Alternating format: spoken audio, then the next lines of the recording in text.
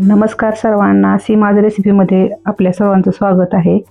आज मी करते डेसिकेटेड कोकोनटचे लाडू। हे लाडू जे आहेत ते 5 मिनिटात होणारे असे आहेत। तुम्हाला कोणाला भेट म्हणून द्यायचे असतील तर तुम्ही हा छान असा पर्याय आहे। आणि इथं मी साजूक तूप घेतलेला आहे 1 चमचा आणि त्यामध्ये मी 2 कप एवढं डेसिकेटेड जे कोकोनट आहे ते घेतलेलं आहे। आणि हे आपल्याला कलर न बदलता छान असं परतून घ्यायचे। आणि यामध्येच मी 1 कप एवढी पिठी साखर घेतलेली आहे।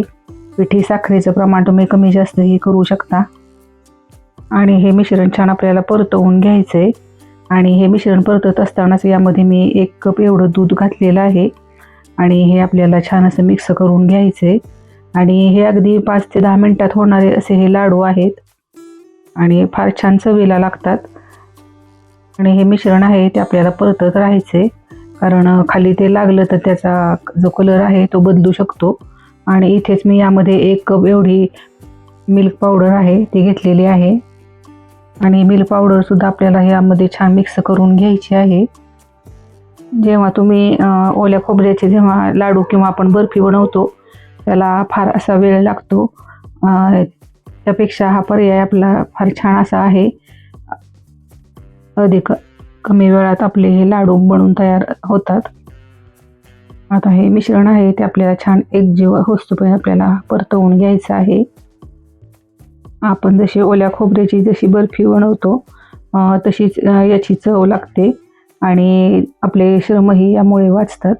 यासाठी आपण हे डेसिकेटेड कोकोनट करणं किंवा बनवणं फार सोपं असं आहे। आणि इथं जे माझं मिश्रण आहे ते मी छान असं परतवून घेते। यामध्येच मी गुलाबी रंगाचा जो लिक्विड कलर जो आहे तो मी 8 ते 10 थेंब एवढे घालते। आणि हे मिश्रण जे आहे हे आपल्याला एकजीव करून घ्यायचे। आणि हा जो कलर आपण घातलेला आहे तो व्यवस्थित असा सर्व बाजूने लागेल इतपत आपल्याला हे परतवून घ्यायचे। जेव्हा आपण बर्फीचे प्रकार बनवतो त्यावेळेस बर्फी व्यवस्थित बनण्यासाठी साखर किंवा खोबरं किंवा आपण बेसन पिठाची किंवा रव्याची जेव्हा बर्फी बनवतो तेव्हा आपलं मिश्रण हे व्यवस्थित होणं ही तेवढंच गरजेचं असतं। तेव्हा आपली होणारी जी वस्तू आहे ती छान होते। इथं माझं जे मिश्रण आहे ते छान असं कढई सोडू लागलेलं आहे। आता हे आपलं जे मिश्रण आहे ते थंड करण्यासाठी ठेवून द्यायचे।